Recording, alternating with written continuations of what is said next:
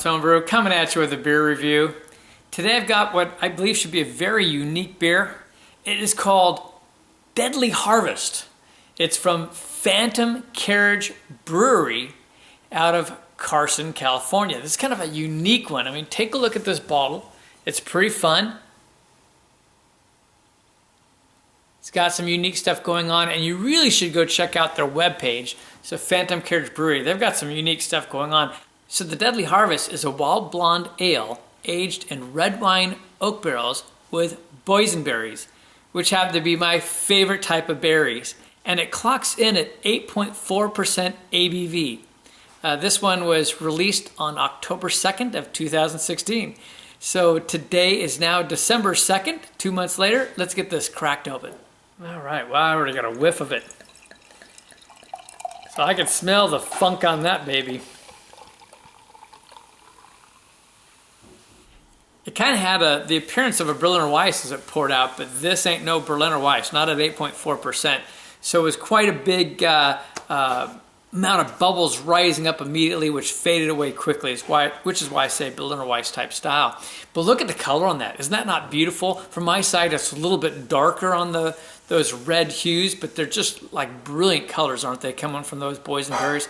Let's get the nose on it. Oh my goodness. Oh my goodness. This is something to behold. Okay, right away, you get the boysenberries. You definitely get the viniousness. You definitely get the red wine barrel characters. You get the oak and the viniousness of red wine. And you get like, you can tell it's going to be like lightly tart, and you get a bit of funkiness on the nose. Oh, and very tart with that whiff. It's like red berries. It's like I get some cranberry going on. Yeah, like tart cranberries. If you've ever taken a cranberry that wasn't like fully cooked or sweetened, kind of had that kind of a nose. But now I pulled out more sweetness in. I got to get a little more of the berries. I got more of the red wine. I got more of the oak. Those are really the primary characters coming through. Maybe a hint of like some acidity going on. We're going to just go for it here. So cheers.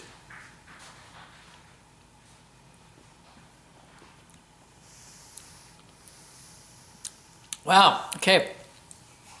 Got to adjust your palate for this one.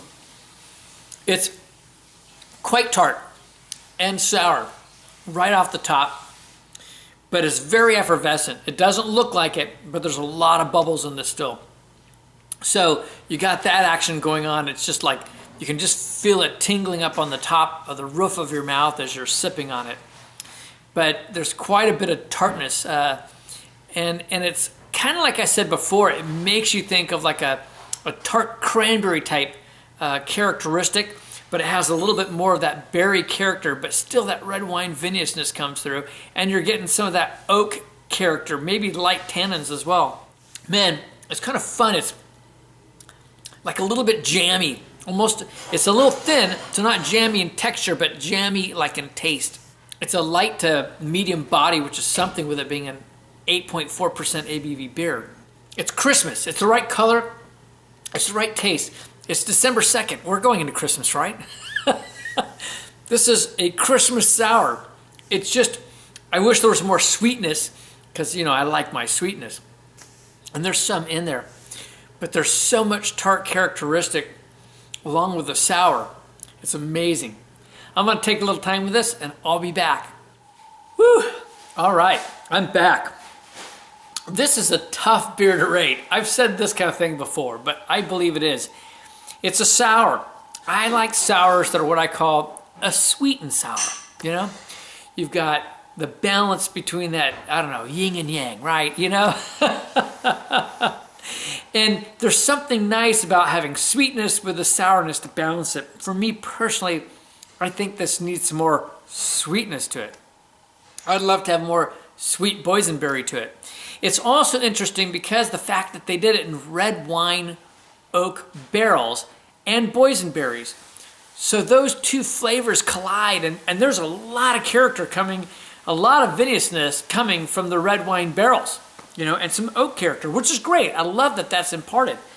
But that just means that you get a little less of the boysenberry. And we also know that a lot of the sweetness from the boysenberry gets converted to alcohol. So it is hard to carry the boysenberry flavor over. Having said all that, it's time to rate it as a sour ale, all right, a wild ale. I think it's a really good one. I think it's really creatively made and designed, which I love. It's very, very tart. Therefore, the cranberries, and anyone that's eaten those half-cooked cranberries knows exactly what I'm talking about. But yes, I have. So for me personally, it's just a bit too tart for my pleasure. In terms of like the characteristics though, like the effervescence when you drink it and everything else, all of that is just bang on. And again, the viniousness that you're getting, the barrel character, that's just beautiful. For style, I'm giving it a 91. I would give it a 90, but it's Christmas in a bottle, so I'm bumping it up a point. I think it's a really good sour. Overall, I can't go quite as high for me personally. I need some more sweetness. I'm still gonna go pretty good. I'm gonna go with an 88. Here it is again, it's the Deadly Harvest, and you've got the gal with a Ouija board going on there. This is a crazy site. You really do have to check out their website. I bet they make some amazing beers. This is a fun one indeed. This is Kevin at Clement's Homebrew saying life's too short to drink cheap beer, and I'll see you on the next beer review.